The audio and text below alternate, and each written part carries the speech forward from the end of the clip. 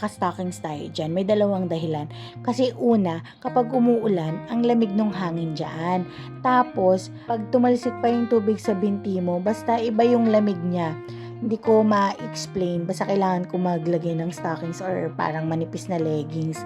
At pangalawang reason is nasira na kasi yung shoes ko. So, yung shoes na gamit ko dyan, hindi bagay ng walang stockings kapag sa dress. So, ayun. Ayan. So, bago tayo sumakay ng train, nag-load muna tayo kasi nga wala nang laman yung ating Oyster card. And then, dahil malamig at medyo inaantok tayo sa hapon, para hindi tayo antokin sa church, magkakape tayo. But shorter cup, yeah. One. I know. And then to go. Nak, sumi-English si ate. Hindi, first time ko kasi bumili ng kape niyan. Yung ako lang talaga mag-isa. So anyways, may libre yung biscuit, yung nandun sa pink na pouch. Sakto ang dating natin dahil naandyan ang train. Ayun, medyo na-offend ako. Kala ko kasi short and fat. Hindi pala, short and flat naman pala. Yan, feel natin ang ating pagka-coffee sa train. Tapos bigla tayo may narinig ng music.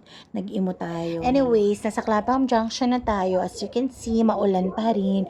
So, ang wish at goal ko lang talaga every time nagko-commute ako, wag ako madulas, wag ako madapa, lalo na sa mga hagdan. Kaya naman extra focus ako every time bababa or aakyat ako ng hagdan para walang gugulong, ano. Tsaka maingat din tayo sa mga basang floor. Pero in fairness, yan madulas.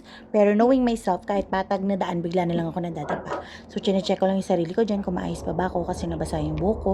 Anytime bubuhagag yan. Anyways, dahil traffic, bumaba na tayo. Buti na lang humupa ang ulan, kaya naman dating tayo ng mapayapat malawalhati sa kapilya nang hindi basang-basa. So, ayun naman na yung kapilya. Maaga naman tayo nakarating. Maaga pero actually gabi na yan. So, maliwanag lang talaga. Hari ko naman. At dahil hindi na maulan, nakapag-picture-picture pa nga tayo. Tapos ayan, on the way na tayo pa uwi. Payapa na ang ulap. Tapos biglang umulan uli. Hindi nakakaganda ang mga nangyayari. Sarap. Ito na maganda yung lugar. Maganda ang lugar, tapos maganda ang kanilang flood control. Charing. Ayan, di ba? Umuulan, pwede ka mag-imo kasi hindi ka naman lulusong sa baha. Kidding aside, lalakad tayo pabalik ng Clapham Junction. Ayan, so humupa na yung ulap, padilim na rin, kasi nga gabi na yan. Mga 9 o'clock na yan siguro. Tapos, ayan, wala na ring ulan hanggang Willesden Junction. So, pwede na ako maglakad from train station to bahay. Tapos, ayan, late ko na na-realize, ang ganda pala nitong Willesden Junction wall na to. Yun lang. Kasi, After 1 month.